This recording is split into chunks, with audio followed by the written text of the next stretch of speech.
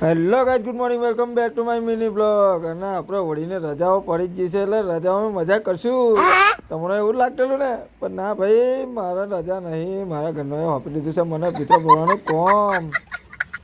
આપણી પાસે પડેલી હતી થોડી ઘણી દંડીઓ, એને એક સરખી કાપીને ચાલુ કરી દીધું છે અને લગાવવાનું કામ. 3 દંડી આડીને એક દંડી ઊભી રોપીને ચાલુ કરવાનું હતું. કામ ને આવી ગયો છે બંકો જતો તો કામે, અને ભીતરું ભરતા પહેલા આપણે ખાવાનું બનાવવાનું હતું, કેમ કે જય ભીતરું ભરવાનું હતું ને તૈયાર ઘરે ચૂલો હતો એટલે ખાવાનામાં કચરું ના પડે, એટલે પહેલા ફટાફટ ખાવાનું બનાવી લઈએ અને પછી ભરીએ ભીતરું. આજે આપણા ઘરમાં બને છે રસ્સા વાળા ભાખરા, એહો પા ચોરાના. રસ્સા વાળા ચોરા બનાવવા માટે સૌથી પહેલા લઈ લીધું છે તેલમાં હુક્કા મરચા, એના પછી આવશે ડુંગળી ને આદુ લસણ નો પેસ્ટ, એના પછી થોડું ઘણું મીઠું નાખીને હલાવી નાખ્યું છે. ઘસર ઘસર ઘસર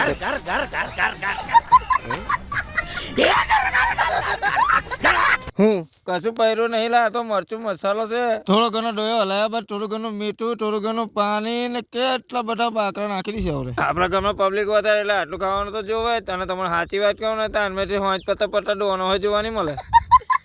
સાચું કહું લા, બાકી તમે બાકરોની રંગત ચેક કરો. હું રંગત નીકળીને આવી છે. સૌથી પહેલા આપણે જંગલમાં જઈને ચમેલી કાપી લેવા હતા, કેમ કે આપણે ચમેલીના જ ભીતરા ભરવાના. કહેવાય છે કે ચમેલીના ભીતરા ભરેલા હારામાં હારા ચાલે છે, અને આપણી બાજુ ચમેલી વધારે મળે, પછી આપણે બીજું શોધવા જવાનું શું કરવા. ફટાફટ ચમેલીને બે દંડીઓની વચ્ચે તાર વડે બરાબર કસીને બાંધી દીધી છે, ને આપણું ઢાંચું નીચેનું તૈયાર. ફટાફટ બપોરનું ખાવાનું ખાઈને મેં તો લુગરા ઉગરાહો બધી નાખ્યા, કેમ કે મારા ભાઈ આ તો ચમેલી મને તો આખા નાખો હોરી નાખ્યો, તો હાથમાં હોય બધા ચીરા ચીરા પડી જ જતા, એટલે મોજા બોજા પહેરી દીધા છે મેં તો. થોડાક સમયમાં આપણે બીજી બાજુનું ભીતરું પણ ભરવાનું ચાલુ કરી દીધું હતું, ને આજે નીચેનો એકલો ભાગ નહીં તૈયાર કરવાનો, આખું જ તૈયાર કરી દેવું. અને મેં આપ્યું છે થોડું ઘણું મારી ઉપર ભાષણ, તો જરીક સાંભળતા જજો. તો ફાઇનલી આપણે ભીતરું તો ભરવાનું કામ ચાલુ હતું ને પતી ગયું છે. અને આ મોજા મને મારી આ ઘરની કંપની આવેલા છે પ્રાઇવેટમાં, દેખાય છે? હા, આ ખારા ખારા મોજા મને આ ઘરની કંપની આવેલા છે, દેખાડો એકાદી કંપનીને. આ કામ પૂરું થાય છે અને બીજું કામ ચાલુ કરવાનું છે.